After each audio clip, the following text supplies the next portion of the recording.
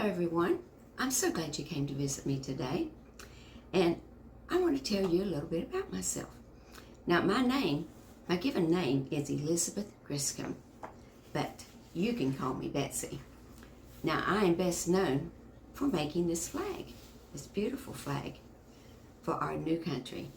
Now I'm going to tell you a little bit about myself. I wrote this book about me, and this is what it says. I was born Elizabeth Griscom on January 1st, 1752, during a time when our country had not yet been established. In the 18th century, families were large. I was the 8th of 17 children.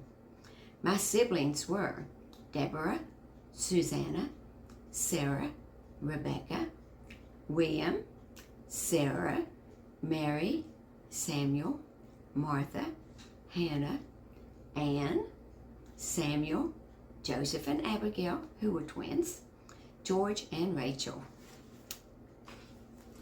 And when I was a child of only 3, my parents, Samuel and Rebecca Griscom, moved our family to Philadelphia.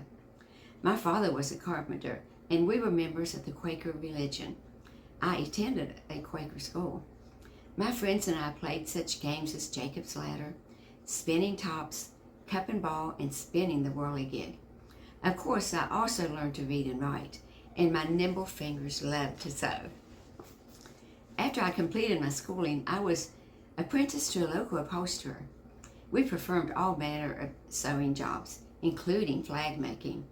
While there, I fell in love with John Ross, another apprentice. He was a member of Christ Church. On a cold November 4 night in 1773, when I was but 21 years of age, I eloped with him across the Delaware River.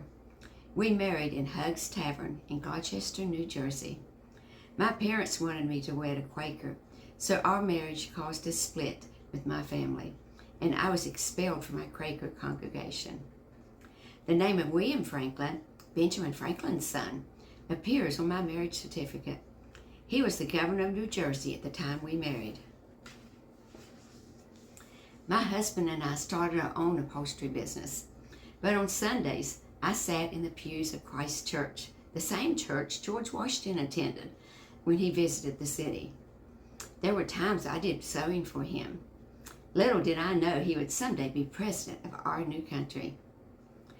While guarding an ammunition cache early in 1776, my husband was mortally wounded in an explosion. I tried to nurse him back to health, but to no avail. Later that year, when I was a young girl of 24, a committee from the Continental Congress asked me to make a flag, a special red, white, and blue flag with 13 stars. General Washington brought his drawing and requested the stars to have 6 points. I told him I can make a 5-pointed star in one snip. Impressed, they entrusted me with the honor of sewing it. I made my humble contribution, and I stitched a flag with 13 5-point stars. On June 15, 1777, I married again to a seaman named Joseph Ashburn. In 1780, the Royal Navy captured his ship. He was charged with treason and jailed in Old Mill Prison in England. While there, our daughter Zilla died, and another daughter, Elizabeth, was born. Unfortunately, my husband died there. He was never to see his daughters or me again. A fellow prisoner, John Claypool, brought me the sad news of my husband's passing. On May 8, 1783, I married Mr. Claypool. A year later, I returned to my Quaker roots when my husband and I joined the Society of Free Quakers. They supported America's fight for freedom from British rule, unlike the traditional Quakers.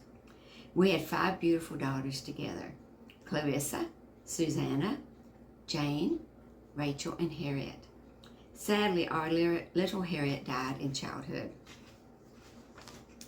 My daughters and I made flags and banners to support post-war America. In 1810, I made 6 large garrison flags for the U.S. government, and the following year, 27 Indian Department flags. I continued sewing flags for many years. I've had many names during my lifetime, but you can call me Betsy.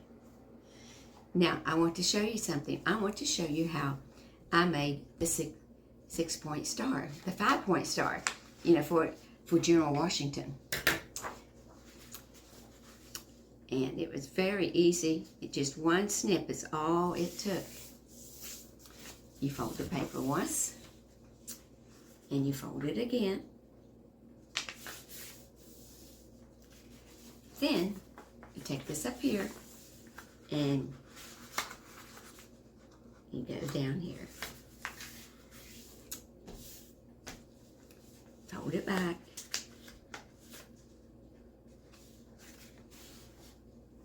Fold it again.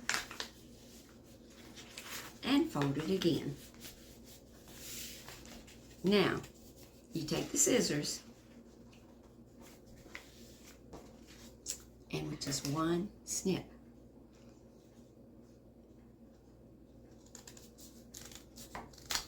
that's all it takes.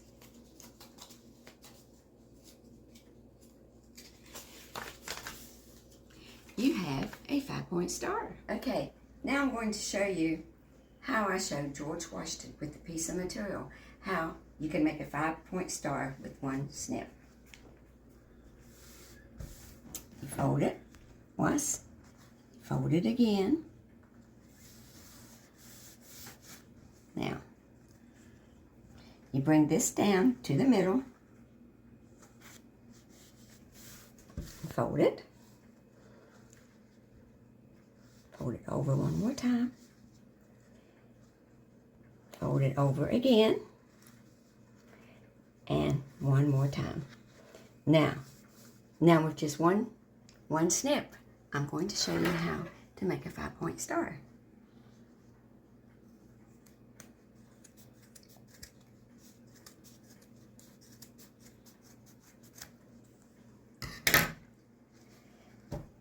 There it is.